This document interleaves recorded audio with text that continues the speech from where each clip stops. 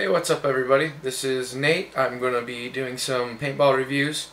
The first one is going to be a DLX Luxe Ice paintball marker. I'm going to do this review in kind of a rating. I've got a scale. I've got 10 different categories, and I'm rating each category 0 to 10. So at the end you'll have a kind of a number out of 100 on what I think about the marker. And you'll be able to compare that to some of the other reviews that I do, so you'll be able to kind of compare the markers that way. I think that might be helpful for somebody. If you have any questions or comments or suggestions, anything that you'd like to see in future videos, please don't hesitate to leave a comment or message me, because I'm doing this for you guys, not for me. So, Luxe Ice. The first category we have here is packaging. The Luxe Ice comes in this nice rigid soft case. It's got the logos on it. It's got a nice handle, so that's cool. Let's see what you get with it here. Open it up. Oops. Okay. So the package does sometimes not hold stuff as tightly as it should, but whatever. So you've got your barrel parts, and it will come with a 687 freak insert and a 693 freak insert. Then the Luxe barrel tip and the freak barrel back. It's got a nice parts kit. The wall charger. And I'm going to take the barrel stuff out of here for now. Okay. It's got this nice little insert that comes with it in here that kind of velcros into place. It gives you kind of an idea on the programming a little bit, and then the speaker and joystick setup. On the other side though, this is really nice. It gives you the O-ring sizes, and these are actual size circles, so if you're looking for an 020 O-ring, you would set the O-ring over top of this, and if it's the same size as that white circle, you know you've got the right O-ring. It gives you an exploded diagram of the bolt assembly, along with all the sizes that you need in each spot, so that this whole setup is really helpful for replacing O-rings. It gives you an exploded diagram of the ASA and of the regulator. So that's something cool. That's kind of nice. You can also use it like as a tech map and set it down and set your stuff on it if you needed to. It comes with the update cable. This is USB to the gun. You can't use this to charge it though. I wish you could, but you can't use this to charge it. This is just for software updates.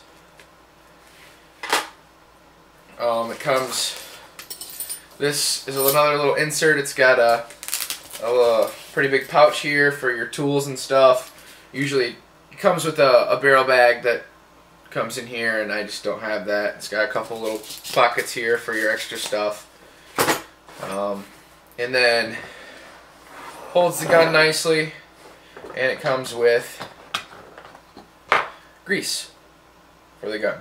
So that's nice. We'll take the gun out, put the packaging away for now. Work. Put the barrel on. Okay, so for packaging, I'm giving it a 10 out of 10. There's not much more you can ask for as far as packaging in a case for this gun to come with. So the next thing is looks. Well, here's the gun. So I think this thing looks fantastic. There's no flaws in the anodizing or machining marks. It's very polished and clean. And you can tell they took a lot of time to take away a lot of the sharp edges and have really nice milling. So the finish of this marker is like bar none, top quality for sure. So looks 10 out of 10. Shot quality. Okay. This thing is the quietest and smoothest shooting high-end marker that I have ever shot. I mean, you're shooting.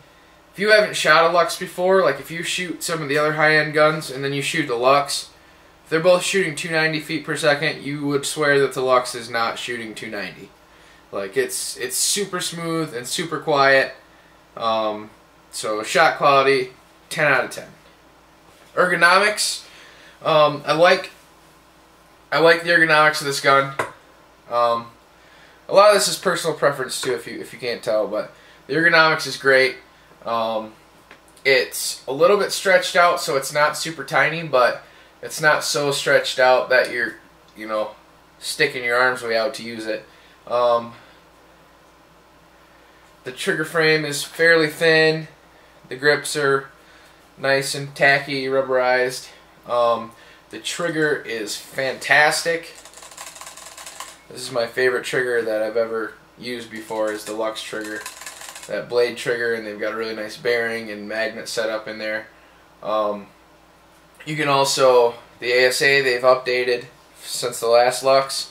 You can hold it down low like this now. There used to be the ASA used to be a twist knob. Now it's a flip lever. So that's kind of nice. And there's a magnet that holds it down. So that's nice. But you can definitely shoot it like if you like to hold it low. You can hold it low and shoot it like that.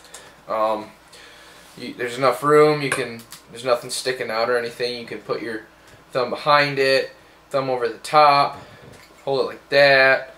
So ergonomically, this gun is awesome. 10 out of 10 for that as well. Reliability. I've had a few little hiccups with this. You know, little small leaks or one time I had shoot down. I think the shoot down might have been really bad paint, but all I did was rebuild the entire bolt assembly, and the next time I went out to play, everything was fine. So, but reliability, I've had a few very small hiccups, but I wouldn't hesitate to take this thing out and use it for a tournament tomorrow, no problem. So, reliability, I'll give it an 8 out of 10. You know, there's a few things that I've had to work through, but for the most part, it's pretty solid. Air efficiency, 7 out of 10. This thing is not the most air efficient marker. Like it's the least air efficient high-end marker out there, I believe.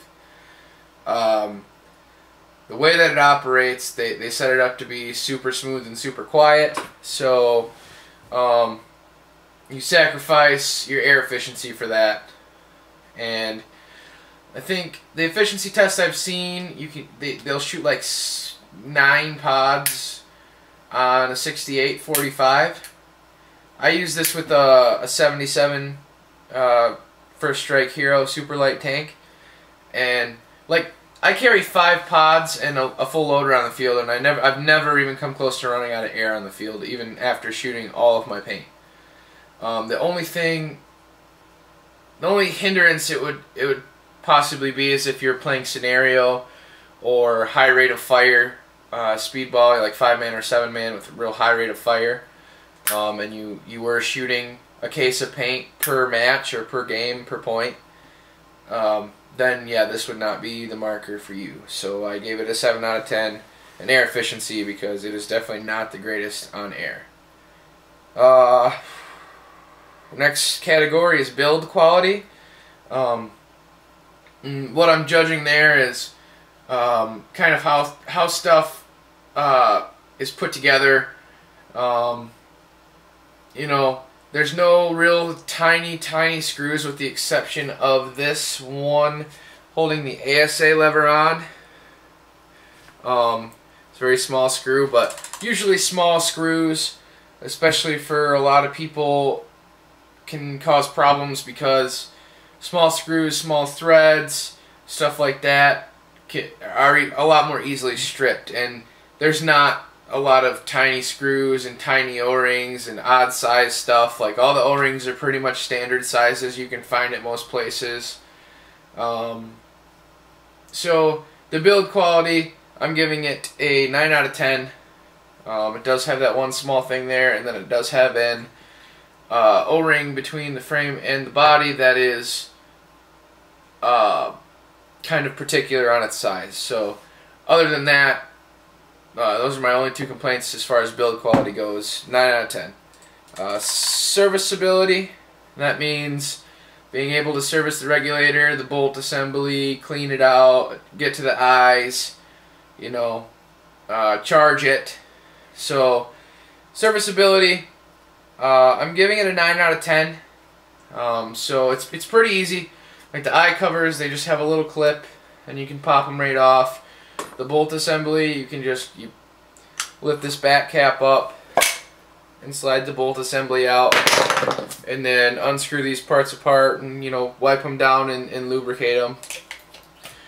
You do need a large Allen wrench to get the regulator out of this, and that also will allow you to take this front grip part off.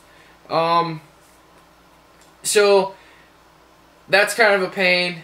It's the same size to get the regulator out as this the bottom nut part, so if you stick the Allen key in too far, you can actually monkey up the threads when you're taking out this, because it also tries to unscrew the regulator as well as just the nut holding it in. So that's something I would like to see. Maybe like they could have done some kind of toolless design or some kind of push button design for that, I think, and it would have been fine. Obviously you would want a tool to adjust the regulator, but to take it out and service it, it would be nice to just be able to, you know, kind of pop it out or twist it out and slide it and, you know, do your maintenance and pop it back in, as opposed to having to find a big Allen wrench. And there's not a lot of people. It's like, it's huge. It's like I think it's a 5/16 or maybe even a 3/8 Allen wrench. So it's like, I mean, it's that big around of an Allen wrench that you got to stick in there. And I don't carry that size to the field with me, because that takes up a lot of room in your bags and stuff, and it's hard to find that size of an Allen wrench in case you needed to do it at the field. So yeah, so serviceability, I'm giving it a 9 out of 10 just basically for that. Oh, and the charging.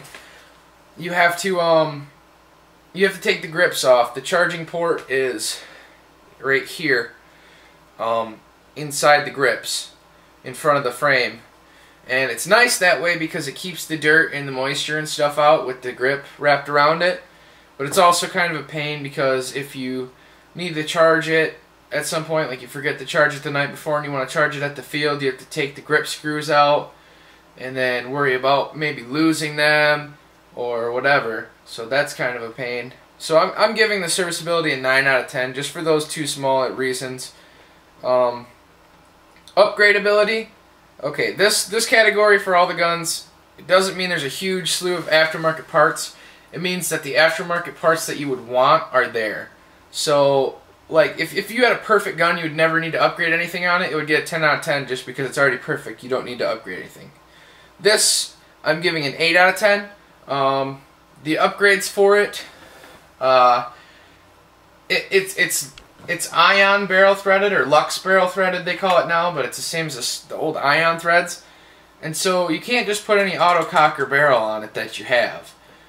So your barrel options are limited, but it does come with the freak barrel. So, you know, that's something, you know, every once in a while I like to stick, you know, one of my odd barrels on one of my other guns, and you can't do that with this because of the threads. So for upgrades, it's got grip kits. These are the red grips. This is actually the red grip kit. I like this metal foregrip better than this. Is the rubberized. It just replaces this blue part. It goes on there and you switch it out. But I don't like this rubberized grip part. So I like the blue part, but yeah, this is the grip kit, the red grips and the front grip. And then they do make aftermarket triggers for it. I would never want one because this trigger is awesome. And then the only other upgrade I really would recommend would be a freak insert kit. So in case you went somewhere that had odd size paint or whatever, you would still be able to shoot it really well out of your freak barrel. So That's the only other upgrade I would recommend, other than if you wanted the colored grips. So upgradability is 8 out of 10, and the last category is programming, which is the board and the electronics basically. So programming on this, it does have an OLED screen just like the Luxe OLED or the Shocker RSX. It's almost the same.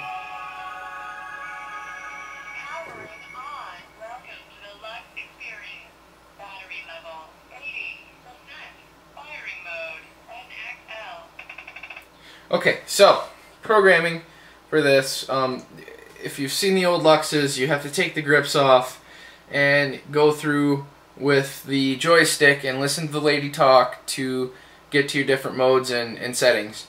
This one,